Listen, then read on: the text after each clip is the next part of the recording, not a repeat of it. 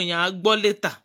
Ṣé rí nǹkan tí mo fẹ́ sọ láàárọ̀ ẹ̀ ni pé àkọ́kọ́ náà mo fẹ́ kọ́kọ́ sọ nǹkan kó tó di pé mo sọ̀rọ̀ pé ẹjọ́ o èmi one I don't if you call yourself a prophet or a prophetess or a pastor or a wòlíì I don't if you say you are called I don't I'm one of those people tó ń pè mí lè sọ pé you are not because I am not there. I will not say you are not. Or when you give out any prophecy, I will not be one of those people who say, kò rí bẹ́ẹ̀ or ó rí bẹ́ẹ̀ because I am not there.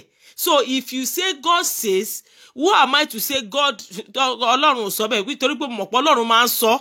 So ó wá kù sí ọwọ́ ẹni tí ó bá sọ pé Ọlọ́run sọ bẹ́ẹ̀ tí ò bá wá rí bẹ́ẹ̀. So ẹni náà pẹ̀lú Ọlọ́run ló wá ní problem. Èmi ò ní sí. And again, I will not drop any derogatory any kí n sọ any tó máa wà pé mi sí náà àwọn tó máa ń sọ. But nǹkan tí mo fẹ́ sọ ni pé ṣé ẹ rí nípa ọ̀rọ̀ tó ṣẹlẹ̀ I just thought of it this morning. Ṣé ẹ rí tí ẹ sábọ̀dì tí ẹnìkan one prophetess àbí tó sọ pé wọ́n ní pé Ọlọ́run sọ pé kí iye ewé kan má jà ní oṣù ṣé July, August, September, November or whichever. I'm not against that because I'm a lover of peace. Peace là ń fẹ́, àlàáfíà là ń fẹ́ lórí Facebook ó jọba.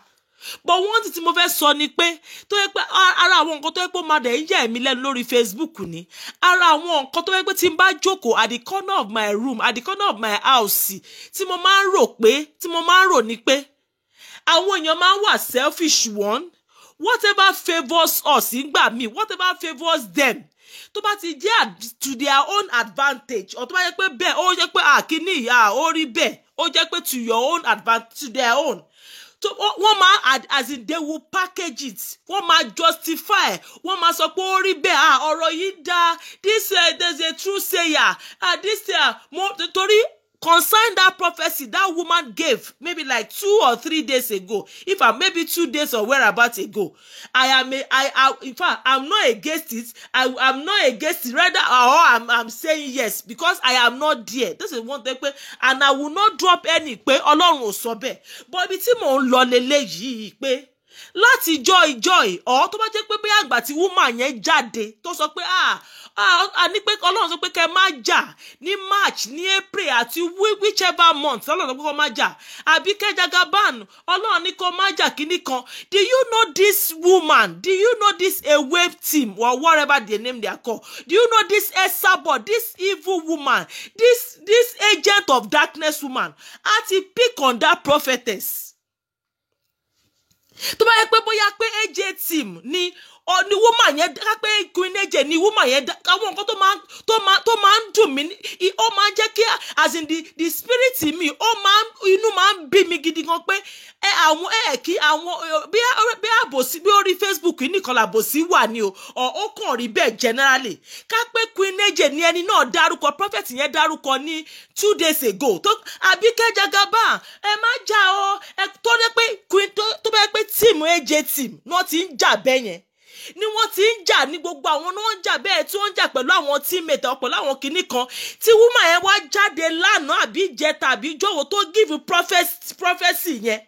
Do you know this woman Esabod Tokunbo Aboden, that evil woman, that devilish woman tó jẹ́ pé ó ní àwọn ọmọ tiẹ̀ nílé tó jẹ́ pé ó kàn jẹ́ pé antichrist enemy of peace ẹni tó jẹ́ pé Ọlọ́run kò deal pẹ̀lú ẹ̀ tó jẹ́ pé even though gan tí Esabod bá rò bóyá pé kò sí jà mọ́ God will deal with you Esabod. God will seize your peace. God will not allow you to have peace because you are a very evil woman.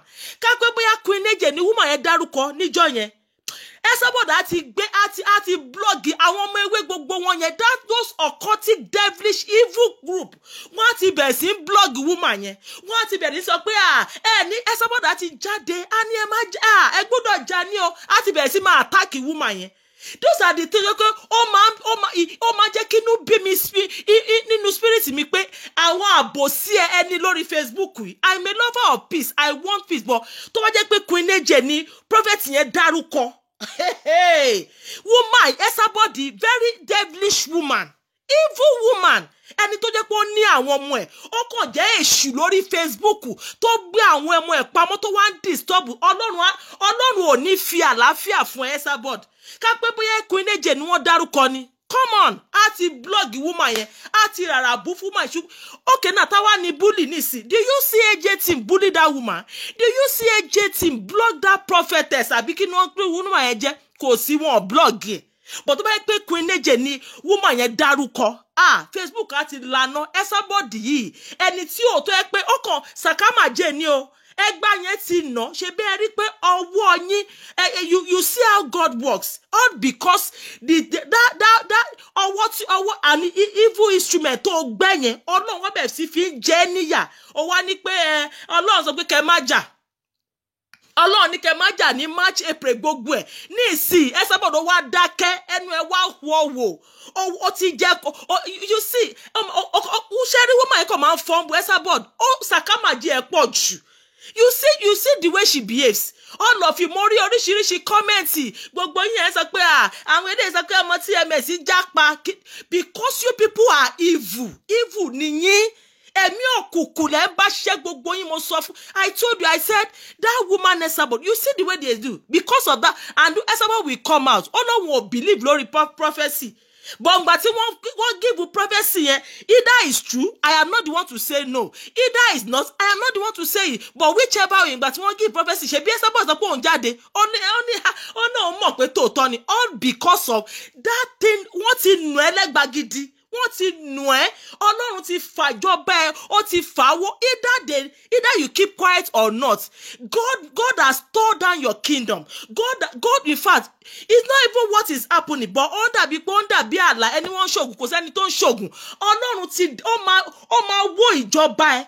Ọlọ́run á wó ìjọba ẹ. Á tún wọnú ilé ẹ lọ. Á wó gbogbo nǹkan tó yẹ pé that you are disturbing the peace of Facebook. God will destroy all that concerns you, Esabod. Because the prophecy you gave and you should be now you are thinking that the prophecy is true, Abi. All because gbogbo yín tó sọ pé ele sọ pé prophecy yẹn tòótọ́ ni, but why pé àwọn AJ team ló ń jà. Prophecy yẹn ò ní jẹ́ tòótọ́. Ẹ máa ti bẹ̀rẹ̀ sí blog woman yẹn. Ẹ máa bẹ̀rẹ̀ sí blog woman yẹn because ó dárúkọ Queen Eje.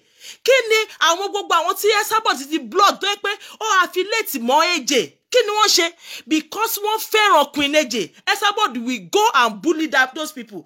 But now they mention your name. None of AJ team blog that prophetess. So none of AJ team bully that woman. No, ẹ wò nísìn. Kí gbogbo ayé àwọn nǹkan tó yẹ ká sọ lélẹ̀. Ó yẹ ká sọ we are not blogging that prophetess. But ó yẹ ká sọ pé tó bá jẹ́ pé Queen Eje ni prophet yẹn dárúkọ lánàá.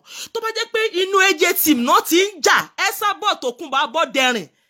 Ọ̀bàyéjẹ́ bully, ọ̀bàyéjẹ́ olè tó jẹ́ pé I've told you, I said Esabod is a blackmailer. Mo sọ tẹ́lẹ̀ pé mo ní pé blackmailer ni. Ó fi àwọn owó yìí ó ń gbà ó fi ń blackmail èèyàn ni. Because God has destroyed your kingdom. Now you know that prophecy yẹn ó jẹ́ tòótọ́. Okay, prophecy yẹn ó jẹ́ tòótọ́ àbí because Ọlọ́run ó ti deal pẹ̀lú ẹ and you will not rise again. Esabod, God has torn down your kingdom, you will not rise again. Lágbára Ọlọ́run. Ọlọ́run tí ó fàjọba ẹ wó ó ní dìde mọ́ tó bá wù kó jáde kó máa ṣe bí gbójú Ọlọ́run ó ti fà ẹ́ wó ó ti yá bí kìnìmú ó ti yá pẹ̀rẹ̀pẹ̀rẹ̀ and you will not rise again. Your kingdom has been destroyed. You this devilish and evil woman. Ogun èṣù ti wó, you are the devil. Gbogbo àwọn cohort here, gbogbo àwọn tó look, just imagine what is happening. But now you think that prophecy yẹn bí prophet tó bá wù yín kẹ́ dákẹ́ Ọlọ́run tí ó máa dìde sí ó máa nù ẹ́ gidi ó dẹ̀ ti nù ẹ́. You see, ẹ wo nǹkan tá à ń sọ lórí Facebook, ẹ wo ọ̀tẹ̀, ẹ wo àbòsí. Because it's your now I want to but bá pé AJ team gbogbo àwọn ewé koríko àwọn ẹgbẹ́ òkùnkùn. That woman Esabod is a true sayer.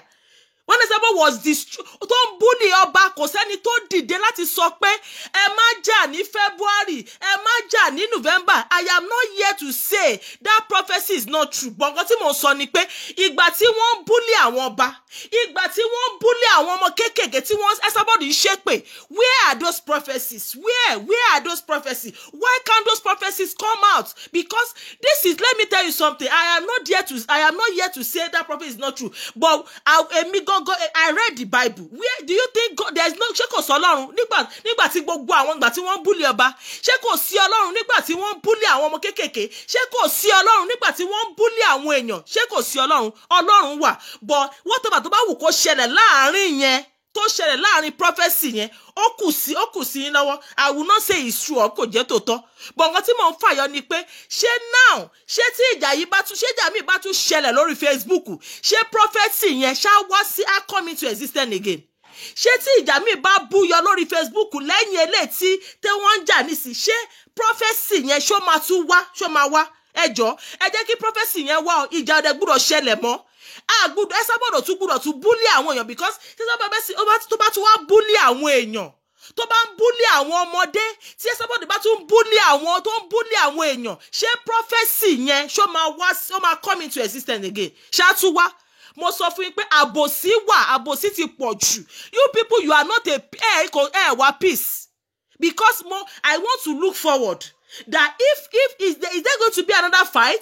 Is there going to ṣé tíjà bá ṣẹlẹ̀, ṣó bá tún ṣẹlẹ̀ ní apá bí AJ team, ṣé prophecy yẹn wá? Prophecy Ọlọ́run ní kẹ́ má jà mọ́ ní August, Ọlọ́run ní kẹ́ má jà ní July, Ọlọ́run ní kẹ́ má jà.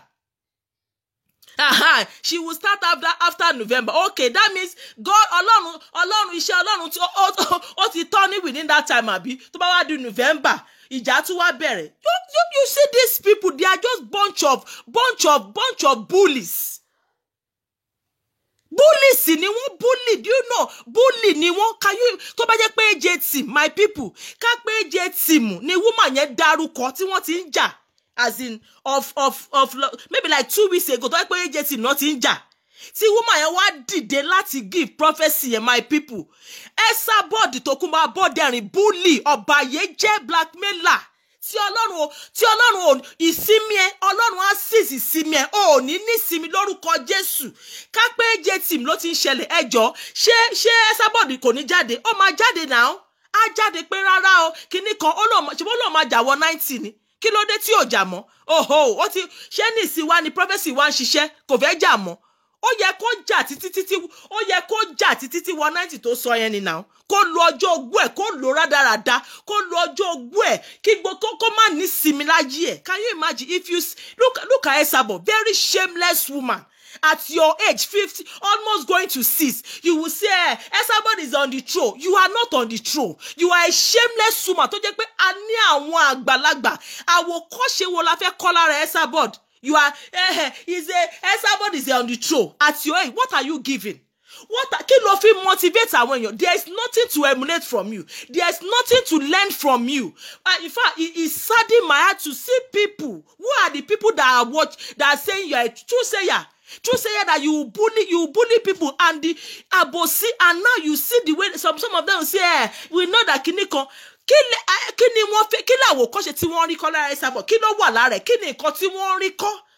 Sakamaje, you know how to keep your own children. You know how to respect your children. You will come on Facebook. So pé àwọn kan ayé wọn ti bàjẹ́, wọn kàwé, and according to what we see on Facebook, what are the achievements of your children?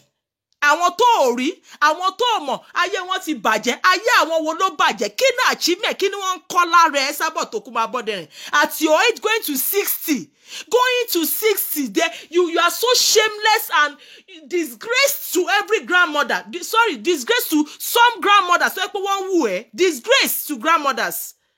Disgrace to grandmothers. Why you will come? Look at the way you were disgraced. Look at the way you were dragged shamefully. You cannot come out again. You cannot come out. All what you are just doing now is to package and say you must continue to fight, because until Ọlọ́run ó ti fà yẹ pẹ́rẹ́pẹ́rẹ́ olóòjàmọ́. I'm a peaceful person, but this Esabod woman yẹn ó ti wà evil. I can't just imagine at her age. She will still bully people. Bó ṣe ń nà lẹ́gbẹ̀ẹ́ ó wọ́ lára burúkú, ó ti wọ́ lára, ó ti dùn. Wọ́n ti fi ṣẹlẹ́yà, wọ́n ti wọ́ nílẹ̀, àgbà rádaràda, àgbà ẹlẹ́yà, shameless woman, aláìní tìjú. Wá fi ọmọ ẹ̀ á máa jẹun pálapàla, at your age, I know I'm a gem. What fear one more sílé, and you will come on Facebook. You'll be disturbing the peace of Facebook at your age. Àgbàlagbà irú ẹgbẹ́ mélòó ló ń wá lórí Facebook ló bẹ̀rẹ̀ sí ṣe bó ṣe ṣe. Ó ṣe rádaràda. Ó wá ní pé ó ti rí. At time when she talks, mo máa ń wo ẹnu ẹ̀ pé when you order tó bá parọ́ ilé, wà tún dìmú. She's not ashamed of herself. Kò ní tìjú. Ìgbà tó purọ́ ti rí nìyẹn. Èmi rò bóyá ẹni tó bá yẹ pé ó ní tìjú. Kò ní tìjú bó ṣe wù kó mọ tó. Bó ṣe mú rílì yẹn tó mú kéèsì rílì. Ó lọ sí Èkó, ó lọ jí àgbà, ó lọ ṣe sàkámàjè. And when you were busted, àgbàlagbà kò ní tìjú bó ṣe kò ní tìjú kankan. Kò ní tìjú. Tó bá olè, tó bá mú báyìí, á tún yọ pọ́rọ́, á tún wá síbi, á tún yọ pọ́rọ́, kò ní tìjú. Àwọn tó dẹ̀ wà lẹ́yìn ẹ̀. Àwọn tó wà lẹ́yìn ẹ̀ náà. Wọ́n máa sọ pé mama is a true sayer. Níbo ni mama jẹ́ true sayer? Níbo ni mama ti jẹ́ true sayer? Kí ni mama ń give out? Ìgbà tí woman yẹn somebody ń bully ọba. Kí ló jẹ́ true sayer ńbẹ̀? Kí ló ń sọ tó fi jẹ́ true sayer? Kí ló ń sọ nípa politics? Kí ló ń sọ nípa Nigeria tó fi jẹ́ true sayer? Kí ló ń sọ? Kí ló ń sọ níbẹ̀? And most of you know, in fact, I said it pé the only thing that can give peace on this Facebook until you begin to say the truth, like I used to say, nobody is innocent. But until you begin to, you tell somebody that you are a bully. Until you tell somebody that you are a bully, you are a blackmailer. That is when peace. Lórí Facebook. But when you keep on shedding out, saying that she's a true sayer, lè ní peace lórí Facebook. I'm telling you. And lórúkọ Jésù, somebody ní kò ní peace. Ó ní kò ní peace. Lágbára Ọlọ́run, ibikíbi tẹ́ sábà bá wà, Ọlọ́run ò ní fi sí mi fún kò ní peace. He will come out bully people. You will come out look at now. Eléyìí á ṣe pẹ̀lú ẹ̀, you will bully them. But when it's AJ team, kápẹ́ AJ team mo yẹ sọ tẹ́lẹ̀, ni prophet yẹn dárúkọ ní 2 days ago. Kí lẹ rò bẹ́ sábà máa ṣe nísìn? Á ti máa bully woman yẹn. Àti àwọn ewúrẹ́ team tí gbogbo orí wọn dà brain ó ti ọpọlọ wọn ewúrẹ́ koríko ló wà ńbẹ̀. Wọ́n ti máa bully wọ́n á ti máa blog woman yẹn. But because now Esabod ló dárúkọ, they think all is good. It's fine with them. All the bloggers gbogbo yẹn rí nǹkan kan sọ sí. But when it's AJT, ẹ máa rí nǹkan sọ sí. Ẹ máa rò bẹ́ẹ̀ ṣe máa rò bóyá àwọn tó wà ṣe rò bẹ́ẹ̀ gbogbo bí ewúrẹ́ ṣe bí koríko ṣe wà lórí iṣẹ́ ẹ rò bá gbogbo náà láàlọ́gbọ́n ni. We know what is going on now. We are looking at you. And I'm not here to say maybe prophecy kò jẹ́ tòótọ́. I will not say that. But everybody is watching you. You look at it now. Táwa ni bully. Ṣé kò ṣe àwọn ni bully? Kápẹ́ àwọn AJT wọ́n blog woman yẹn. Àwọn AJT wọ́n bully woman yẹn. But nisi prophecy yẹn ó jẹ́ tòótọ́. Because wọ́n ti nù ẹ́ lẹ́gba gidi. Kò rọ́rọ̀ sọmọ kò lójú tì. Mo rò bó sọ pé mama na mafia. Mama na bully. Ó ṣe jáde, kí ló dé tó jáde? Ẹnu ẹ wò. Ó lè jáde. Kò sáwọn tó lè stage show, kí ló dé tẹ́ lè jáde? Why can't you face your shame? Mama na mafia. Èmi Esabod on the throne. Esabod is a bully. Esabod is a mafia. Why can't you come out? Awareness mo create pé prophet tó jáde yẹn tó give prophecy yẹn pé kí wọ́n má jà lórí Facebook yẹn. Awareness ni pé ká pé Queen AJ ló dárúkọ. Ká pé AJ team náà ti ń jà. What will be kí ni ẹ̀rù ewé máa ṣe nísì? Wọ́n á ti máa blog woman yẹn. Wọ́n á ti máa bully ẹ̀. Wọ́n á ti máa bully ẹ̀. But because kò ń ṣe AJ team. Mo rí oríṣiríṣi àwọn update. TMS ti jápa. Ekele ilé náà pé kíní kan jápa. But if it were to be AJT, Ọlọ́run dójú tì yín ni. Kò sẹ́ni tó jẹ́ innocent. Kò sẹ́ni tó sọ pé òun ò ṣe nǹkan kan. Ṣùgbọ́n Ọlọ́run ó ti dójú tì yín. On the floor ni o. In fact, Tinuke kò ń ṣe on the floor nìkan. In the pit. Our kingdom has been torn down. But let me tell you something. Even though you come out again to even bully AJ, even though you come out to blog AJ, the whole world have seen. Wọ́n ti rí tipẹ́tipẹ́ pọ́ bàyéjẹ́ ni ẹ́. Àwọn tó kàn ṣì dẹ́nẹ́. They know bàyéjẹ́ ni wọ́n ti mọ̀. No amount of what you come out to say again. The world know you are a bully, you are a blackmailer, you are a thief. Esabod. Olè ni ẹ́, olè. You collect money to blackmail. You collect money to defame people's character. That is what you do. Olè ni ẹ́, olè. Olè, ọ̀bàyéjẹ́. Olè aláìní tìjú. Olè. Àwọn sọ pé onílé ní Turkey. Ṣé gbogbo orí àwọn èèyàn náà ti ẹ̀ no. Ṣé ó bá gbogbo orí àwọn. Wọ́n kàn àwọn tó wà lábẹ́ ẹ̀ gan wọ́n kàn fi ṣe èyẹ ni. Onílé mẹ́ta ń Turkey. Space of kini. Dangote gan kò lè sọ pé with this space of kini kò ń ti nílé mẹ́ta ń Turkey. Olè. She's not ashamed. Ọba bọ́ta lẹ́ni àparọ́. Tó bá bọ́ta lọ́tùnla àparọ́. Aláìní tìjú, o ní àwọn grandchildren. Kí làwọn kọ́yẹ tí wọ́n ń kọ́ lára ẹ̀? I know your children will be ashamed of yourself. You will come out on Facebook. Òun ra lé mẹ́ta, òun nílé sí Turkey, òun nílé sí kinní kan, òun ní kinní kan. Olè. Ó ń ba ayé àwọn èèyàn jẹ́. Ó ń blackmail àwọn èèyàn. Wàá gbowó lọ́wọ́ wọn. Let me tell you something, the way I am bold, if my picture even come out, I will stand, ma dúró tí somebody kò lè ṣe nǹkan kan fún mi. Until you begin to stand on your ground. That somebody is a bully, kò lè ṣe nǹkan kan. She's a blackmailer. Arabu ni wọ́n máa ń Arabu. Arabu kingdom ni wọ́n. Arabu nation. Ewe nation, Arabu nation. O ni wọ́n. If my picture come out, I'm telling you, yes, only you only go ṣe pé kíni o, but at long run, I will stand up. Until you begin to face Esabod, you will stand your ground. Nobody, kí ni wọ́n ṣe fún yàn? Kí ni wọ́n ṣe fún yàn? Ó ju pọ́n fẹ́ Arabu fún yàn lọ ni. Wọ́n ra Arabu pé kíní kan máa Arabu. Arabu náà máa rà náà. Blackmailer ni náà. Tó bá fún lóko ní dákẹ́ ni. Ẹ sọ pé ẹ̀jà mọ́. Ìgbà tí wọ́n ti...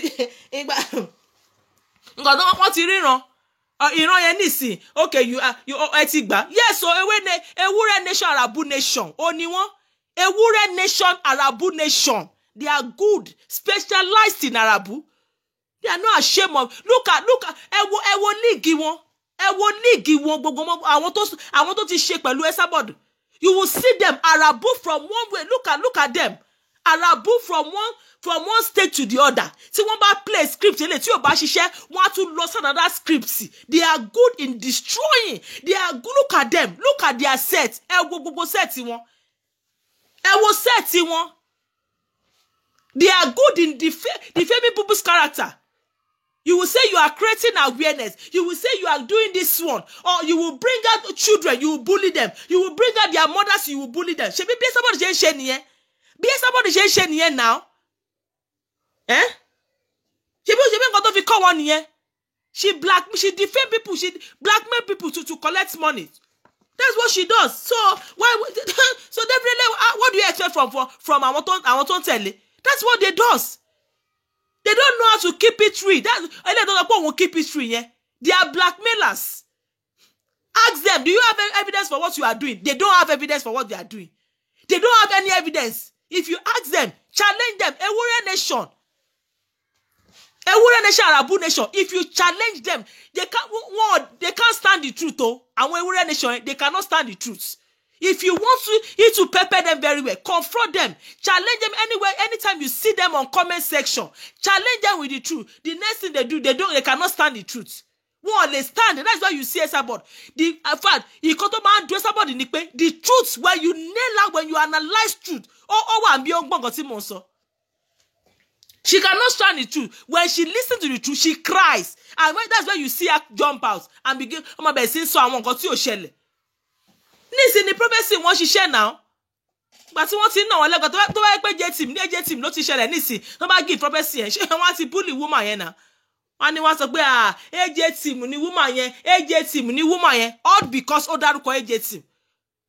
You want only you on Facebook. You want it to be only you on Facebook. Who are you? Who the hell are you, Esabod? Who the hell are you? Who are you? You are like little Ju Agbalagba. Who are you, Gogo? There's nothing to emulate from you. There's nothing to gain from you. Who are you? You all should be about you. You. Aláìní tìjú olè Esabod Tokunbo Aboderin olè Barawo Bansa olè ọ̀bàyéjẹ́ gba owó lọ́wọ́ yàn. I will not blackmail you. Gba owó lọ́wọ́ ele wàá blackmail ẹ̀ olè. Ojú ò tí rí nǹkan kan even though they keep quiet for you. In fact, wo ò tí rí nǹkan kan. Olè, why can't you come out now? Esabod Tokunbo Aboderin jáde síta, jáde. She cannot, yes, sorry, Ade, she cannot stand the truth. She cannot. All of them cannot stand the truth. Yes, so Naija Ade verse gidigo for Esabod olè. Barawo Bansa Tokunbo Aboderin olè ọ̀bàyéjẹ́. Aláìní tìjú àgbàlagbà. She will bully this one. Kò sẹ́ni tó ní respect fún, and she wants respect. Adagbajera ufu. She wants respect, but she has no respect for anybody. And you want mama sọ pé kíní kan nǹkan tó máa tún dùn mí ni pé ó máa ń sọ kíní kan gbogbo àwọn ọmọ ewúrẹ́ nation Arabu nation yẹn. They say something pé ó máa ó disgust, ó máa wà disgusting létí. Wàá máa gbọ́ tí ìyá ẹ bá bú ẹ ṣé wàá sọ̀rọ̀ ẹjọ́ ṣé ìyá l'Esabod ṣé ìyá ni Esabod ṣé ta ló lè fi irú Esabod tọrọ ta ni ó lè fi irú Esabod tọrọ ní ìyá. Wàá máa gbọ́ ó máa wà disgusting létí. Wọ́n máa gbọ́ pé ṣé tí ìyá ẹ tó bá pé ìyá ẹ ló bú ẹ ṣé o lè sọ̀rọ̀ ẹjọ́ ìyá wo ló bí èèyàn tá máa ṣépè fún yàn ìyá wo ló bí èèyàn tá máa búlì èèyàn a máa búlì èèyàn ìyá wo ló lè ṣe bẹ́ẹ̀. Ṣé Esabod ti jáde rí tó wá búlì àwọn ọmọ ẹ̀? Ṣé Esabod ti jáde rí tó wá sọ̀rọ̀? And you know this Esabod Tokunbo Aboderin very shameless olè.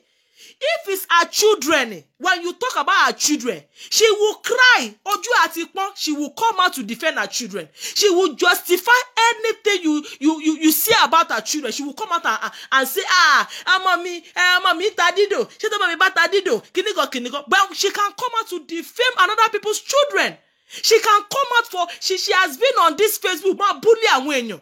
But when they talk about your children, when they talk about Tina, you can't stand it. When they talk about Anna, you can't stand it. When they talk about Wale, you can't stand it. But you can go on to bully people. You can go on to bully. I want to bully. Ṣé ẹran ló bí wọn ni?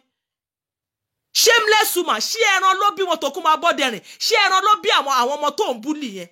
But tó bá yẹ pé àwọn ọmọ ẹ, you come out to say àwọn ọmọ ẹ kíní kan is a painter. Àwọn ọmọ ẹ they are journalists. Àwọn ọmọ ẹ they are doctor. But you use your mouth.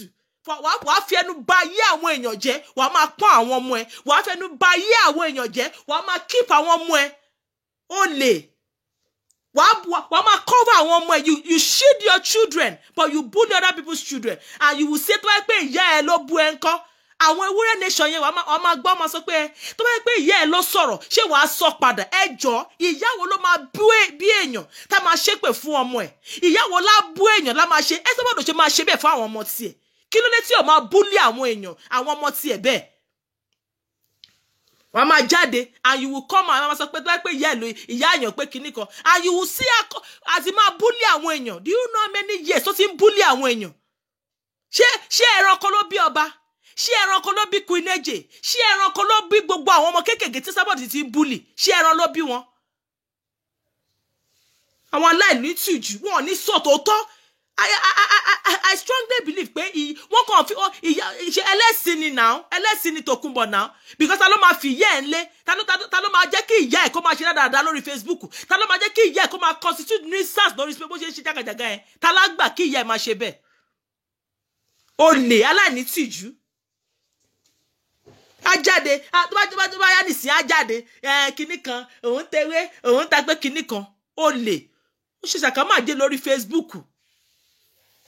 You think anybody? Yes, so Olúwa ló ní Naija. Yes, nǹkan tó ṣe nìyẹn o. Ó stylishly ó ń dọ̀jì ẹ̀ ní nǹkan tó ṣe nìyẹn.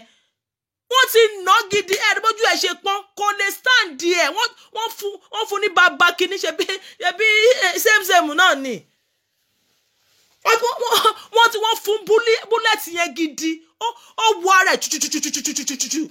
kò lè stand yẹn ló wá bọ́ta. I believe in the prophet. I believe Ọlọ́run ti fi hàn mí rí. Ọlọ́run náà lè wá mú bẹ́ẹ̀ yẹn. Ọlọ́run fi hàn ẹ́. Kí ló Ọlọ́run fi hàn ẹ́? Kí ló wà láyé tó lè bẹ́ẹ̀ fi hàn ẹ́? Wọ́n ju búlẹ̀tì yẹn fún chuchuchuchu ó wọ ara ẹ̀ gidi. Ó sunkún ó dùn gidi. Ọ̀bì ó lè. Ó wọ ara ẹ̀ kò lè stand there ló jáde pé òun believe prophecy. Yes, I want peace. Yes, I want peace. We want peace. But if somebody should start a nonsense again, will the prophecy come out again? Ṣé àwọn prophecy yẹn á jáde? Ṣé somebody bá tún bẹ̀rẹ̀ sí bully àwọn èèyàn? Ṣé prophecy yẹn á jáde? Should keep shut and go and sit her ass down. Go shut up and go back so about bully àwọn èèyàn mọ́. If you want to be a true sayer, be a true sayer and blog whatever, blog Nigeria. Blog your children. Stop bullying people. Kéde ká láfíà kó jọba lórí Facebook ẹ fi àwọn èèyàn lẹ̀. The only thing, anybody that's about bully, stand up to her. Sincerely, I'm saying it. Stand up to her. Kò sí nǹkan kan tó lè ṣe ara búsí, kò sí nǹkan tó fẹ́ ṣe. Esabod has falling. You are falling to rise no more. You will not rise again. Lórúkọ Jésù, you will not rise again. Agbára Ọlọ́run, leave people alone. This prophecy must continue. Prophecy ó gbọ́dọ̀ continue ni. Àlàáfíà gbọ́dọ̀ wà lórí Facebook yìí ni. Tún gbọ́dọ̀ Sàkábàjẹ́ òṣùgbọ́n tún gbọ́dọ̀ tún tọ̀nà ẹ̀ mọ́ o. Àlàáfíà gbọ́dọ̀ wà. Prophecy yìí ó gbọ́dọ̀ wà stamped. Leave people alone. Prophecy ó gbọ́dọ̀ continue ni o. Ó máa bully àwọn èèyàn. Prophecy yẹn máa wà. Ó máa wà okay o. Sister, ó gbọ́dọ̀ continue ni. Prophecy yẹn gbọ́dọ̀ continue o. Ó gbọ́dọ̀ continue for a very long time ni. So Kuba is really scared of ó bẹ̀rù orí ni. Orí tó ọmọ TV la máa sọ. Ọmọ TV ló máa sọ. Ọmọ máa dárúkọ ẹ̀ ni. Wọ́n máa sọ pé trolley ló máa dárúkọ. Kò sí tó tó bẹ́ẹ̀. Èwo ló tó bẹ́ẹ̀ láti stage show fún. Kò sí gbogbo ọmú gbogbo wọn mú camp ṣe bí same ni. Ṣe bí irinṣẹ́ yìí ni ó dẹ̀ wó palẹ̀. Ó wó palẹ̀ now. Èwo lẹ jáde kò sí show báàbù. Tó lè stage show kò sí báàbù. Kò sí. Ó nà yín gidi. She's not everyone has that strength too. Yes, it's not everyone that has that strength, Abi. Not everyone that has that strength. But don't be scared of Esabod. That's what I'm telling you. Yes, I'm not saying I have that strength. I am not saying maybe if my picture come out, okay, but I'm telling you, as time goes on, I will not be scared. I will stand. Don't be scared of Esabod. She's a bully, blackmailer. Don't give her any money. Don't give her pennies to stop blackmailing you. Everybody knows she does Arabu. Oleni Tokumbo. Abodeni Esther. She's a thief. Don't give her money. Whenever she blog you, let the blog. If you know you cannot take it, you can go and report her. Or I don't know. But what I'm telling you is, don't be scared of her. Yes, I know it's not easy, sincerely. I should not say maybe to my blog when you buy picture, but at long run, don't be scared of her. She's nothing. I'm telling you. Yes, I'm under fake profile. You may say but in fact, whenever I see Timba wa opportune láti rí Esabod tójú. Ṣé orí ṣòkòtò tó máa ń wọ̀ tó máa tó dàbí tomboy yẹn. Ó ní máa fi dí pẹ̀lú ẹ̀. Ó lè. On blog àwọn èèyàn. Ìgbà níṣe prophecy wá jáde. Prophecy jáde níṣe tòótọ́ ni. I pray every single soul supporting Esabod shall be abundant. So no, we end up, yes, everybody supporting. Yes, now you see all of them. Once prophecy yẹn tòótọ́ ni. But when it's another way round ni, wọ́n ní sọ pé tòótọ́. Wọ́n ní sọ pé tòótọ́. Ẹ̀yin ẹ máa jẹ̀yà yẹn kú ni. Agbára Ọlọ́run ti bá mi fún Queen Eje mi, ó ti bá mi fún ní ìsinmi. Ọlọ́run ti bá mi fún Queen Eje, ó ti fún ní ìsinmi. Ẹ̀yin lẹ máa jẹ̀yà yẹn kú. At your age, tó yẹ pé o ṣì ń gbàwọ̀ sí. orí mi ò ní burú lórúkọ Jésù. Ọlọ́run ò ní jẹ́ kí ní ìyá òṣì, Ọlọ́run ò ní jẹ́ kí ní ìyá táráre tó yẹ pé kò sí àti ọmọdé àti anybody wọ́n ti wọlé túrútú tí ò sí dignity kankan. Ọlọ́run má jẹ́ kíyàn ní irú ìyá yẹn. Ìyá tó jẹ́ pé kò sí ẹni tí ò lè ṣọwọ́ sí lórí, kò sí ẹni tí ò lè ṣe pé kíní aláìní tìjú ará Gálátíà olè ọ̀bàyéjẹ́. Ọlọ́run ò ní jẹ́ kíyàn ní ìyá rádaràda ìyá Jésù kò jẹ́ role model gidi gan. Look at people. Fọlọ́nṣọ́ Alákìjà, look at àwọn èèyàn tí yàn lè fi ṣe pé these are role models so pé you can learn from them. Ọlọ́run má jẹ́ kíyàn ní ìyá òṣì.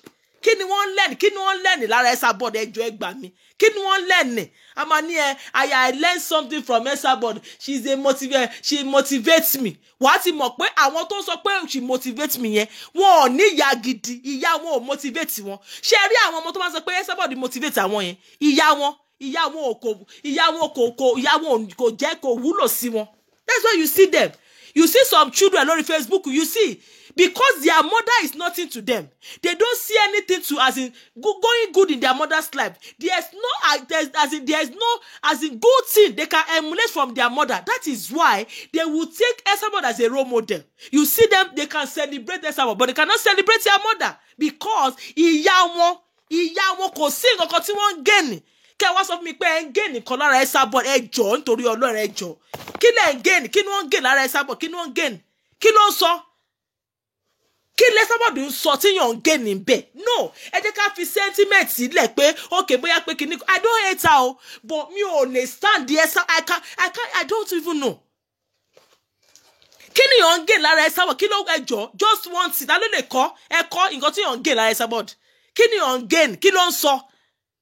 Ṣé káàdì tó wá ń kà fún wọn ni ṣé nǹkan tí wọ́n ń gé ni kí wọ́n ń kàrà dáadáa kí ni wọ́n ń kàrà dáadáa ṣé ewé tó ń tà ewé tó yẹ pé kí ni kò ń tí ní coronavirus ewé ṣé òun kí ni wọ́n ń gé ni lára ẹ̀ ẹjọ́. Let's put sentiment aside. Kí ni yàn ń gé ni kí ló wà ń bẹ̀? Wọ́n ń gé ni weight every day. Kí ló wà kí ló gé ni? That is why you see most of them. They gain how to bully people. They gain how to defame. They gain. That's why you see them. There's nothing. They specialize in bullying people. They specialize in defaming people's character. When they say they are creating awareness, those people tó ti bá Esabod ṣe. Look at ẹ wo bó ṣe ń ṣiṣẹ́. Look at ẹ wo àwọn nǹkan tó ẹ wo bó ṣe ń ṣiṣẹ́ wọn. Ẹ wo bó ṣe ń blog, bó ṣe ń claim pa àwọn blog. The same thing ni Arabu yìí ni. Defame people's character ni. Kò ní nǹkankan. I'm not saying anybody is kò sẹ́ni tí ó jẹ́ innocent lórí Facebook o. But mo ti ń tẹ̀lé AJ yìí. Ìjọ́ wo lẹ rí mi? Ìjọ́ wo? Kò yẹ pé bóyá pé ẹgbẹ́ kìíní kan kí máa pé ọmọ ẹ̀ lélẹ̀ ìyá ẹ̀ ní kìíní kan. Because no. That is the pattern wọn ni. Ẹni bí ni là ń tọ̀ ni ó ní wọ́n ṣe. Pattern ni wọ́n ni. They gain like we are gaining like Mary Usman, you are gaining like how to do like abi? When you see white, you say it's black. Even though when you are even seeing white, all because you just want to, you do like that's they're getting it. Yes, they gain it like when they see white, see one to glaring giddy, they say it's black. When they see her bullying people, then they see her bullying Oba, no prophecy come out. No prophecy. To tell them to stop bullying this Oba. No prophecy. Go see prophecy to jade. When this woman is bullying children, no prophecy. Wake up. Wake up from orikoriko, gbogbo koriko tó wà lórí yín. Ẹ fà tú kó gbogbo orí yín kó empty. Ẹ tú gbogbo koriko lórí yín jáde. Ìgbà tí wọ́n bully Ọba, ibo ni prophecy wà ṣé Ọlọ́run ò sí ni. Ìgbà tí wọ́n bully àwọn èèyàn, bully àwọn tó pé because ó fẹ́ gba owó lọ́wọ́ woman yìí, you have to blackmail her. Ẹ fẹ́ gba owó, kí ni nǹkan tí woman yẹn ṣe? Because ó fẹ́ blackmail woman yẹn, because ó wà affiliated pẹ̀lú AJ, ó ní ṣe pẹ̀lú AJ, all because kí ni ẹ̀ṣẹ̀ woman yẹn? Because gbogbo nǹkan táwọn èèyàn rò bẹ́ẹ̀ pé ẹ rò bẹ́ẹ̀ rí nǹkan tó ń go on. We see it now, but we just want to leave you people to your shame. woman Rosula yẹn, yes, I want, kí ló ṣe? Because everybody just want to forget about everything. Kí ni Rosula, gbogbo àwọn nǹkan tẹ́ ń kó jáde lẹ́nu ọjọ́ mẹ́ta, kí ni Rosula ṣe, kí ló ṣe? Because ọ̀bàyéjẹ́ Esabod olè ni, blackmailer ni. She just want to blackmail that woman so that she will collect money. Kò sí nǹkan tí woman yẹn ṣe. Iṣẹ́ tó ń ṣe nìyẹn. Esabod ò níṣẹ́ méjì, ó lè black. Ó ti máa ń sọ fún yín, ó ní yahoo lòun, ó náà òun ti tagbánárí. Blackmailer ni kò níṣẹ́, nǹkan ó kàn fi ewé fi ń bojú ni. Let me tell you something. Nǹkan tí Esabod ń ṣe yẹn, ó fi ewé, ó fi ń bojú ni. Blackmailer, olè, she's a thief. Tokunbo Abodeni, she's a thief. Barawo Bansani. Ó kàn fi ewé, you know, I will not see this. Ó kàn fi ewé ó fi ń bojú ni. Ewé ló fi ń bojú now. Kí ni woman yẹn ṣe fún? If anybody tell me pé kíní kan, you want to gbé kíní Rosolu ṣe, kí ló ṣe fún Esabod? Kò ṣe nǹkan kan now, because ó ti rí pé ó ní ṣe pẹ̀lú èjè, olè. Ó ti gbọ́ pé bí woman yẹn lówó, she now go for that woman and she's bullying that woman. All because she wants to collect money. Wọ́n ti jọ péjọpọ̀, ẹ wo nǹkan. Ṣé ẹ rí pé àwọn people wọ́n ní tìjú? And look at it now. Nobody is saying anything about that area again. But when pé ọ̀dọ̀ àwọn AJ team náà ti gbọ́rú àǹkan bẹ́ẹ̀, ayé wọn ti bàjẹ́ sórí àwọn voice note yẹn. But wọ́n ti mọ̀ pé aláyé bàjẹ́ ni Esabod. Wọ́n ti mọ̀ pé ayé yín ò kò wu anybody. That is why they leave you to your shame. Nobody have time to analyze your whatever. Everybody, we add that voice note. We add all cook up. All because you want to collect money from that woman. All because you want to bully that woman. Kò sí na ṣe bí nǹkan tó ṣe nìyẹn. And nobody have time for, because one more ìpọ́ ọ̀bàyéjẹ́ ní ìnà kí la fẹ́ sọ sí àdèsàn nǹkan sí. Ó lè ní ìnà. Kò sí anybody tó sọ nǹkan sí, because gbogbo ayé rí for the past like 2 weeks, everybody heard the voice note. Where you are planning to blackmail that woman to collect money. So wake up. That Esabod is a blackmailer. Don't allow her to blackmail you to collect money from you. All she will do is to buy Arabu. Gbogbo àwọn ewé Arabu nation. All what they will do is to buy Arabu for you, because they are trained. One train ni wọ́n ni to blackmail people. That is why you see her courts. They will tell you, but she's a true sayer. Olówó ẹ̀jẹ̀ ni. Olówó ẹ̀jẹ̀ ni. Ó sick ni. Gbogbo ara. Can you see? Oh, see, gbogbo ayé pé gbogbo nǹkan yẹn Arabu ni. Because you want to collect money. Because you want to blackmail that woman. Someone is giving you false information. Someone is telling you, look at them. Look at the gbogbo P&P gbogbo one. We saw what came out. All of you, you are not ashamed of yourself. You are still coming out. Because ní tìjú, àwọn nǹkan mi wà tó yẹ pé ó máa ń tìyàn lójú. Ṣùgbọ́n ní tìjú, we add your voice. A rí gbogbo ẹ̀ pé ẹ ń blackmail àwọn èèyàn, ẹ fi ń gba owó ni. Ṣé bẹ́ẹ̀ ti bẹ̀rẹ̀ lórí àwọn èèyàn kan nìsí? Ṣé bá ti bó ṣe lọ? A rí pé ẹ máa parọ́, wọ́n á mú yín lẹ́nìí. Ẹ máa tún yọ́bọ́rọ́, ẹ máa tún lọ sí another stage. Ẹ máa release film yẹn. Tẹ́ bá rí pé kò tún tà, ẹ máa tún go on. You will go to another film. Arabu lẹ ń ṣe now, blackmailer ni. So nígbà tí gbogbo àwọn nǹkan tó ń ṣe lórí Facebook, ṣé àwọn prophecy yẹn ò sí ni? Are you telling us there's no God? Are you telling us God is not seeing to the way tó ṣe ń bully àwọn èèyàn? So now, when is AJ, when is Esabod turn? When it pé pàṣọ tó fi pàṣọ tó ń lò tó fi ń ná àwọn èèyàn. Nígbà tí Ọlọ́run wá fi pàṣọ yẹn ná, so Ọlọ́run wá sọ pé kó má jà. Yes, I will not say God did not say. I will not say God did not say, but mo question prophecy yẹn pé ṣé Ọlọ́run ò sí nígbà tí Esabod ń bully àwọn ọba? Ṣé Ọlọ́run ò sí nígbà tí Esabod ń bully àwọn èèyàn lórí Facebook, bully ọmọdé? Ṣé Ọlọ́run ò sí? Ọlọ́run wà, ṣùgbọ́n there is more question wà fún prophecy yẹn. I will not say whatever. Ẹ ti fi àbòsí, òun ló ń jẹ́ kí àwọn ọ̀rọ̀ Facebook yìí, àwọn tó wà London, ó ní elénísì, prophecy tó jáde, àwọn tó wà London tẹ́ ń da gbogbo ẹ̀rú, ẹ fẹ́ kó tán, and you are shielding this woman. You are saying what this woman is saying is good. Even out of that, as in those prophecy, there's no, as in, kò sí nǹkan tó jáde kúrò nínú prophecy yẹn pé ìyá Esabod ẹ má bully àwọn èèyàn mọ́ o, ẹ fi àwọn èèyàn lẹ̀ o. Kí ló dé tí àwọn ọ̀rọ̀ yẹn ò jáde nínú prophecy yẹn? Ẹ shield woman yẹn kó máa go on sọ, kó máa ba ayé jẹ́, kó máa bully àwọn èèyàn, kó má jẹ́ kí àwọn máa bully ọmọdé, bully àgbàlagbà. Prophecy yẹn níbo ló wà? Kí ló dé tí prophecy yẹn ò jáde? Àbí gbogbo etí gbogbo prophecy yẹn ṣé gbogbo ẹ̀ wọ́n rí? They saw it. Sorry. They saw it now. Ejeka, wake up. Wake up. Don't allow her to blackmail you. When Esabod bully you, when Esabod blog your picture, wo mo man sọ pé mi sọ pé mo strong àbí pé kíni o, but mọ̀ pé àwọn mi wà tó jẹ́ pé when you think they are pé wọ́n wà pé wọ́n lẹ́mìí, if you bully them they will not talk. Someone like me, yes, I may not talk, but when I regain my strength back, wo orí ọmọ Tina gangan mo máa gbé lé, because I know it pains you to your nerves when they go for your children. Because if you bully me, I'm almost this. I'm Tina lo. If you bully me, I will bully your children. If you bully me, I will bully Tina. Bully your children. Very shameless woman. It's so disheartening and disgusting and very painful. You will be bully àwọn ọmọ ọlọ́mọ. Wàá gbé ọmọ tiẹ̀, wàá gbé sábẹ́. Wàá máa sọ pé o ṣí ọkọ ẹ, o kìíní kan, wàá máa pọ́n àwọn ọmọ ẹlé. You go for other people's children. Who are you? Who are you? Ajá ọmọ bó ṣe fọmọ tiẹ̀ lọ́mú. Wàá máa dáàbò bo àwọn ọmọ ẹ̀, wàá máa ṣí. Àwọn ọmọ mi ò kì í ṣe speaker. Àwọn ọmọ mi ò kì í sọ̀rọ̀ lórí Facebook. Ayé àwọn èèyàn ti bàjẹ́. And when you see our children, mo máa ń sọ.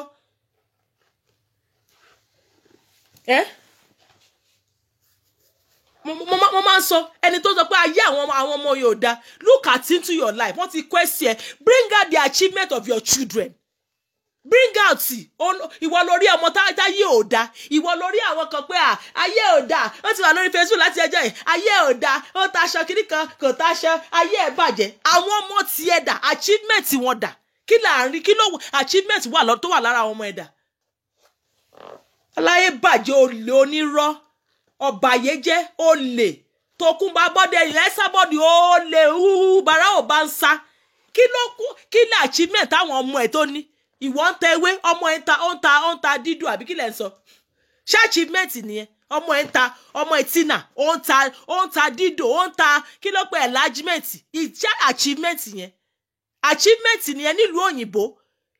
UK for that matter, tó yẹ pé as in those children, bí bó ṣe wà ní UK bẹ́ẹ̀ yẹn, they can go into as in many courses. They can do many courses. Wọ́n lè ṣe àwọn nǹkan tó yẹ pé Ọlọ́run máa yẹ kí yàn wáyé asán náà nígbà tí Ọlọ́run bá ṣe tó pé àyè mi ní ìlú ibi as in part of this àdúgbò wà ní Europe tí mi ò lè àwọn ọmọ mi ò lè fún wọn ní quality education, mi ò lè jẹ́ kí àwọn ọmọ yẹn kàwé, and you will be the one, you will come out to run people's children down.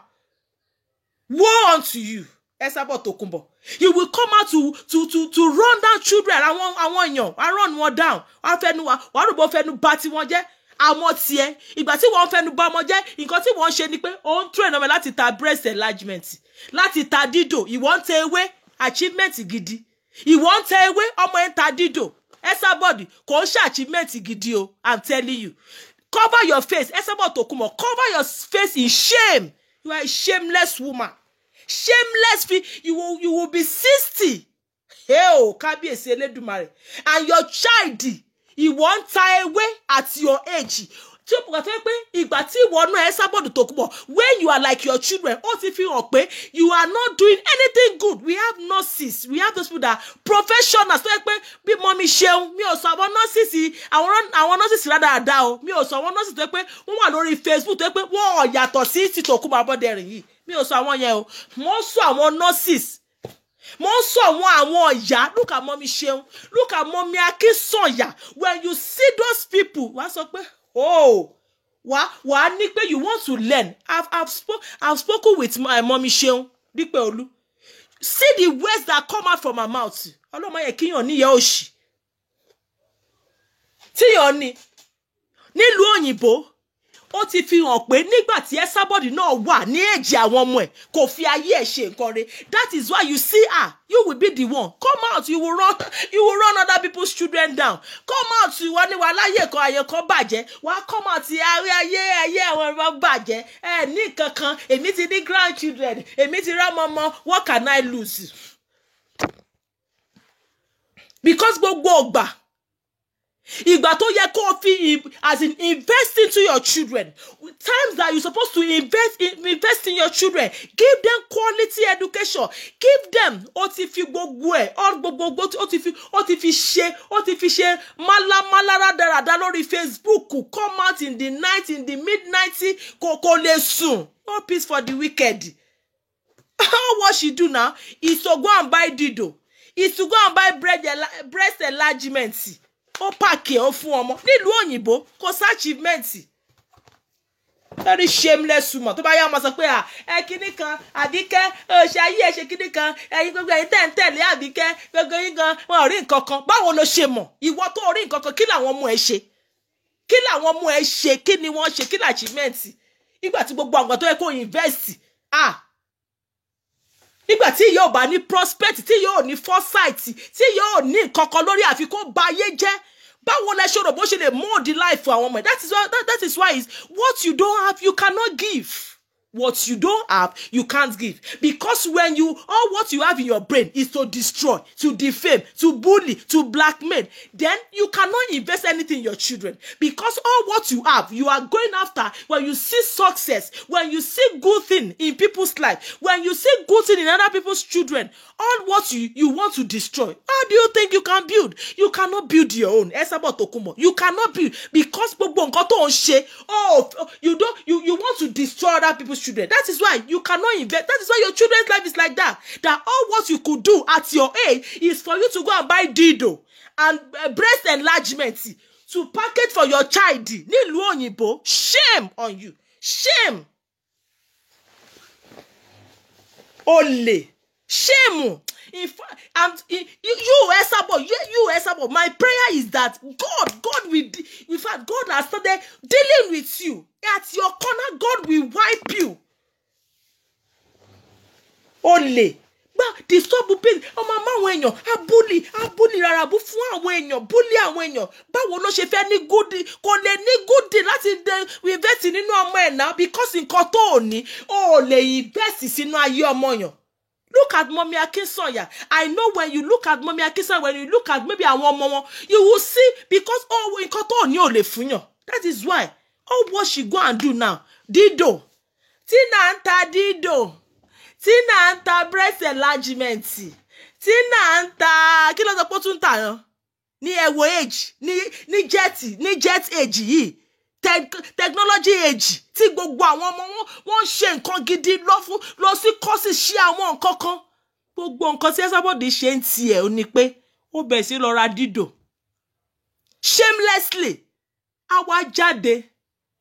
Ẹ ra dido Tina ní website tí o. Esabod Tokunbo, cover yourself. Di ojú ẹ sínú di ojú ẹ kó fàjọ bojú. Shame on you. Àti gbogbo àwọn tó ń tẹ̀lé tó bá yá ọ̀nà mommy is a true sayer, you are gaining. What are you gaining? Money jàre Àbíkẹ́ ìyá ayé sis. Good morning sis.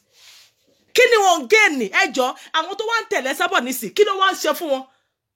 Nígbà tó pé ọmọ tí nǹkan tó lè invest sínú life ọmọ ni pé kó máa ta dido. Ó sọ báyìí náà kẹ́ máa ta dido now. Ẹ má fi ayé yín ṣe nǹkan gidi. Dido ní kẹ́ máa tà, kẹ́dẹ̀ máa ta àwọn kíni náà pè náà, àwọn breast enlargement. Tina nọ́ọ̀sì alágbo Ọlọ́run kí tó tán kíní ó máa ṣe kíní fún mi. Tí máa jókòó nǹkan máa kọ̀ wo Esabod pé what tó yára gẹ́ ó ń tọrọ owó ó ṣe pé kíní kan. Tí ẹ bá tiẹ̀ wá tọrọ owó ṣé kò tiẹ̀ wá da? Kò wá da. Ṣé kò wá tiẹ̀ wá da pé nígbà tí ìwọ bá nígbà tó sọ ìwọ tó ń pè ẹ́ ní money mania tó ra odidi ilé 3 ní Turkey. Esabod ó purọ́ kú o. Irọ́ ba yí ẹ jẹ́. Irọ́ ẹni tó bá dẹ̀ purọ́ àjálè gidi ni kò sí. Bíbélì gan ti sọ tó bá ti parọ́ olè bàbá ńlá olè bọ̀rẹ́ ò bá ń sa ni ẹ. Ó ra ilé 3 ní Turkey. Ó lè invest bó ṣe ní ilé 3 bó ṣe sọ yẹn. Audio house in Turkey yẹn. Bó ṣe ra kí ló lọ pọ̀ tún ra yẹn ná. Bó ṣe ní àwọn ilé ní UK ń bẹ̀ yẹn ní Dublin. Tí gbogbo tó ti tún kọ́ ṣẹ́ẹ̀dì ẹ tó tún enlarge ṣẹ́ẹ̀dì ẹ. Gbogbo nǹkan tó ní láti ṣe fún ọmọ ẹni pé kó máa ta dido. Shame on you o. Tó bá lè lọ ta ilé kan ní Turkey. kó fi lọ ṣí big boutique in fact tó máa rinlẹ̀ ní Dublin shame on you. Ó yẹ kó lọ ta ṣé mo ke mẹ́ta nílé ẹ̀ ń Turkey tẹ́ ẹyọ kan ni kò tiẹ̀ tà tẹ́ ẹyọ kan kó lè ṣí kíní dáadáa fọ́mọ ẹ̀ náà má jẹ́ kó ta dídò. She's even proud to say it. What I'm telling you, my sister, Faye's Brown. Very ashamed. Woman, you're nitiju. Faye's nitiju. That is why you see her. Look at the time she lie about that really. Elomia, o tiju pa, but kò ní tìjú. Ó sì tún jáde padà. Ojú òtí, ó tún wá sọ pé a kàn fi gbé yín mọ́ra ni o. A kàn fi gbé yín mọ́ra ni o. Kò ní tìjú. Those houses are holiday homes. Mọ̀mọ́, Olúwa ló ní Naija. Mọ̀mọ́. Ta ni o mọ̀? A mọ̀ bó ṣe ń lọ. Àní káṣẹ̀ wá gbà pé ó ṣe wà nílé mẹ́ta iná ń Turkey. Kí ló dé kó yẹ kó tayọ kan kó fi sílé ẹ̀ kó fi ṣí kíní kan fọ́mọ ẹ̀ náà. Kò yẹ kó máa ta dídò. Nígbà tí yẹn ń tewé, òun ta dídò. Wọ́n ní tìjú náà. Wọ́n ní tìjú, kò ní tìjú. Wo in fact prophecy yẹn gbọ́dọ̀ máa ṣiṣẹ́ lọ ni o. Prophecy yẹn ó gbọ́dọ̀ máa ṣiṣẹ́ lọ ni. Prophecy yẹn kò sí ọkọ tó gbọ́dọ̀ ṣe prophecy yẹn o. After November ó gbọ́dọ̀ ṣiṣẹ́ lọ. Prophecy yẹn ò gbọ́dọ̀ relapse ní November o. Kò gbọ́dọ̀ relapse ní November. Àgbàyà láì ní tìjú. She even lied that she got a shop in Turkey. And the woman yóò ní tìjú. Kò ní tìjú. Nígbà tí gbogbo ayé mọ̀ ní Turkey yẹn tó lọ sí kíní ó lọ sí ṣọ́ọ̀bù. Ayé mi o. Ó yẹ kí àwọn ọmọ ó yẹ kí wọ́n máa di ojú wọn ni. She deliberately fought Funmi word boss because Tina has started selling top gel mixed. Abi, àwọn náà mọ̀ náà. She will come online to brag and brag. In fact, I'm telling you, I have never seen. Ani mi ò rí aláìní tìjú bí irú woman yẹn rí. She will come and brag and brag. Show tí mo ṣe ó ń gbọ́ show mi o. She will still come out. She will come and brag. Ó parọ́ kú. Yeah, tí n bá wò báyìí ìgbà mi gan wá tún rẹ́rìn pé irú woman wo leléyìí. Kò sóòótọ́ rí. You will never see her come out to say the truth. Full of lies. When you hold her here in if you hold her here in her left hand, pé ó parọ́, she will go again. Hold her the right hand. A tún parọ́. Tó bá mú bá irọ́ ni. Gbogbo irọ́. Kò sóòótọ́ rí. Ṣé somebody bá sọ ọ̀rọ̀ 100%. 99, in fact tó bá ti jẹ́ pé nǹkan tó tún wà tó tún lè fi ṣe comma títí ní tó kù ó ní òótọ́. Ó parọ́ jù. Arabu ni ṣá. She have no dignity. She have no kò sí self-respect. Kò sí nǹkan kan àfi irọ́. Tokunbo is only stingy. From a reliable source, Tokunbo got 100k euro competition for being beaten in court for. Really? Bóyá òun ló lọ fi okay. Bóyá òun ló lọ fi tún díẹ̀ ṣe. Okay. 100k. Okay. Bóyá òun ló fi ra gbogbo àwọn breast enlargement yẹn. Because èmi náà wò pé ẹ̀yin náà rí pé lẹ́nu ijọ́ mẹ́ta iná ló lọ ra gbogbo àwọn dídò yẹn. Nǹkan tí ò tí rà láti gbà almost 5 years tó ti dá wà lórí Facebook àti ìgbọ́ pé Tina ń ta dídò. Ó ti ń ta dídò. So bóyá àwọn ará àwọn náà lọ fi lọ ra dídò. Wọ́n lọ fi ra gbogbo nǹkan tí wọ́n rà. Ó máa jáde.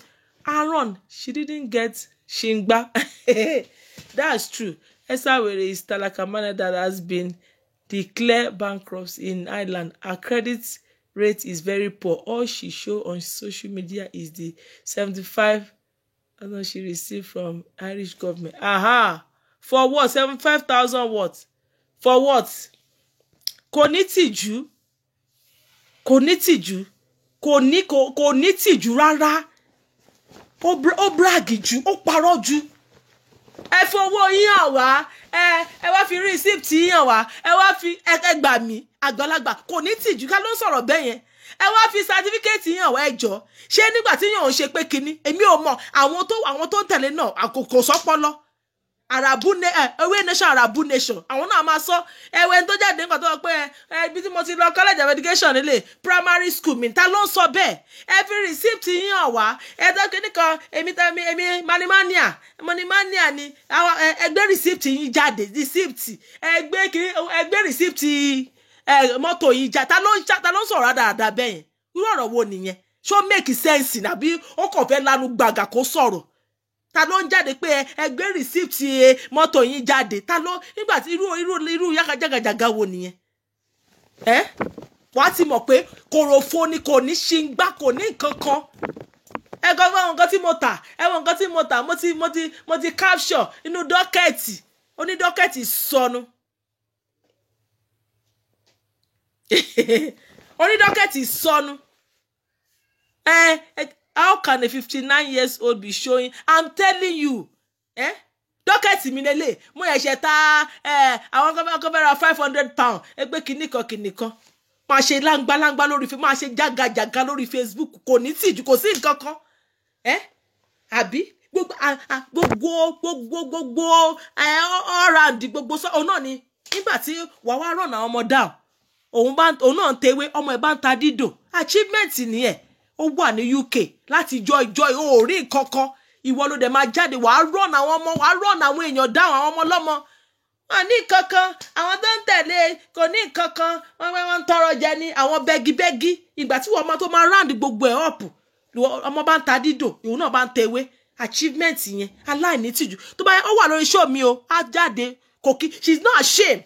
That is one thing I want. Even àwọn bí èèyàn ṣe wà even as tí mo ṣe wà London fake profile mo máa ń tijú now àwọn nǹkan tó pé I don't want to do even that with you not see my face I don't want to do some things because even though you are not seeing my face my the name that you know me with that I'm known with and everything at least I will be ashamed to do some things but for her she will come out at her age. She's not ashamed kò ní tìjú a máa pè mí pé wọ́n BBC tó bá sọ̀rọ̀ ǹjẹ́ kí ló sọ truth that's why I told you they cannot stand the truth àwọn ewúrẹ́ nation Arabu nation yẹn that is their name now they cannot stand the truth look at the question they ask Esabod kí ló dé tẹ́ fi ń ṣe nǹkan tẹ́ ẹ̀ ṣe yẹn kí ni pé look at the ẹ̀wọ̀n nǹkan tó béèrè because kò lè stand the truth kí ló ṣe ó fẹ́ máa bú òsì program yẹn. Because they stand the truth. What they stand there. If you want to nail those Ewure Nation, Arabu Nation, nail them down, confront them with truth. They cannot stand it. See. They cannot. Because they are full of lies. What their mentor taught them is how to lie. How to come out and do Arabu, frame people or blackmail people to collect money. Oni ti case mọ́mí Rosulu àti mo sọ yẹn kí ni woman yẹn ṣe fún Esabod kò ṣe nǹkan kan because ó ní ṣe pẹ̀lú AJ that is why nǹkan tó kù nìyẹn gbogbo àwọn tí Esabod ń bully kò ní blackmailer ni ó fẹ́ tó bá ti blackmail yín kẹ́ wá sanwó fún don't pay her she is nobody knows her if you want to do call your people at home pè wọ́n pè wọ́n ẹ sọ pé do you know Esabod nobody knows her kò sẹ́ni tó mọ̀. I'm not all over the world. They know you as people, just few people that knows you. They know you are as a useless woman, shameless woman. Kò sẹ́ni tó mú ẹ. They know you as ole, barawo bansa, ole, blackmailer. You collect money to blackmail people. Gbogbo àwọn nǹkan tó jáde of recent, everybody artists, we have known you to be a blackmailer. But with what came out like 2 weeks ago, we saw that this woman you blackmail, and many people you have been doing that with, you are collecting money to blackmail them. When you see them, you will put their picture while blackmailing, and then they will give you money. Ó ń pààyàn lẹ́kún ìwọ fi ń ṣayé ó fi ń jọrọ̀ ó lọ fi open dídó ó lọ fi ṣí ó lọ fi ra dídó àti breast enlargement fún ọmọ ẹ ó dẹ̀ mọ̀ nǹkan tó máa jáde kúrò nínú ẹ̀ you are killing people. It's not until you use knife or gun to kill people you are killing people. Now ìgbà tí wọ́n wá fún Esabod nísìn prophecy wá jáde mi ò ní nǹkan kan ṣe pẹ̀lú prophecy yẹn. And I'm not here again to say bóyá ó jẹ́ òótọ́ àbí kò jẹ́ òótọ́. I will not say anything about that woman. But nǹkan tí mo sọ ni pé ìgbà tí Esabod ń ṣe àwọn nǹkan tó ń ṣe yẹn, prophecy yẹn kí ló dé tí ò jáde to tell her, shut up your mouth woman, shameless woman, shut up, go and sit down. Ọlọ́run ní kó má jà. Ọlọ́run ní kó má jà for months. Esabod Ọlọ́run tiẹ̀ ní kó má jà mọ́. Àwọn prophecy yẹn ò jáde. But now ni prophecy yẹn jáde wá. I will not say anything because I am not there. I'm not there to say Oribe, because if God says, who am I to say Ọlọ́run ò sọ? If God did not say, who am I to say Ọlọ́run ò sọ bẹ́ẹ̀? Àbọ̀ Ọlọ́run sọ bẹ́ẹ̀. But what tí mo sọ ni pé kí prophecy yẹn kó wà títí kò gbọ́dọ̀ relapse in November. Prophecy yẹn ò gbọ́dọ̀ relapse in November o. Tí ó bá kò gbọ́dọ̀ kó wà bẹ́ẹ̀ ni. Mo rí oríṣiríṣi àwọn update, mo rí oríṣiríṣi àwọn comment. In fact, I'm reading some comments. Mo ń wò pé àwọn people yìí. Mo ń wò ilé àsọ pé kíní kan àwọn ọjà mọ́ ilé náà àsọ pé kíní kan it is God that say, it is God that say, it's God that say. Yes. I want to see that prophecy. We will have ever wo after November. We will see. Nígbà tí orí Esabod bá tún relapse. A máa rí nǹkan tó máa tún sọ. Ó máa parọ́ ni now. Ó lè jáde kó sọ pé ó máa tún lo láìpò. Let me read. Someone that was mistakenly shot by police didn't get 20 as Abio. When the prophecy came, I was like, I still have 8 more days to fight. Oga, in fact. Wọ́n wipe mama chai. Wọ́n yí rocket yẹn gbogbo. Ó wọnú Akínyẹmí ààrẹ. Gbogbo orí ẹ̀ you see ó ń bọ́ta ni kò lè mára mọ̀rọ̀. That is how bully works. They cannot stand. That's why you see her. She wants to come out to defend ni. Queen Eje, you are a strong woman. And it's one bad day for you. She will not come out. Queen Eje will not come out to begin respond to Kini. Ko ara to kumbo ko le gba ọ̀rọ̀. Even my own ó wà nbí ó ń gbọ́. She will still come out in the evening. She was, even though she did not mention my name. What did dárúkọ mi rí? She will come and respond to what I'm saying. Kò lè rárá gbọ́rọ̀. Bí bully ṣe máa ṣe nìyẹn. Bully. Àwọn bullies, they know how to dish out. They don't know how to collect. People ṣe máa ṣe nìyẹn. She will still come out. She cannot stand it because nǹkan tó ń fúnyàn jẹ nígbà tí wọ́n wá fún gidi, ó wá wọ̀ lára. Ó wá bẹ̀rẹ̀ wọn kò lè rárá gbọ́rọ̀. She will still come out with this money. If you want paint your dog house, please. Kò lè rárá gbọ́, she máa bọ́ta. Ó máa bọ́ta respond dárúkọ mi. Ó máa sọ díẹ̀ pẹ̀lú ọ̀rọ̀ tí mo sọ. Kò lè rárá gbọ́rọ̀. Báwọn aláràbù ṣe máa bí bully ṣe máa ṣe nìyẹn. They cannot stand. They can't stand it. She will come out. Má sọ̀rọ̀ kíni. She won't má sọ̀rọ̀ kékeré báyìí. Á bọ́ta. Esa liar and the prophet woman are like Ewúrẹ́ is just scared of Bisi from playing when she was crying and begging to fight for her. Don't mind that. When she was bullying Ojaja, the prophecy is not Tia Spina, don't give her giddy, don't see skinny, give her giddy, beat giddy. Because beat her giddy. Don't mind that. That's kini. Kò ní ẹnu ṣe Esabod. Fa ọ̀lẹ gidi ni ọ̀lẹ ayé àtọ̀run ọ̀lẹ ni. Because those people àwọn tó ń ṣìdí ẹ̀ yẹn, àwọn tó ń sọ pé don't kò lẹ́nu kankan.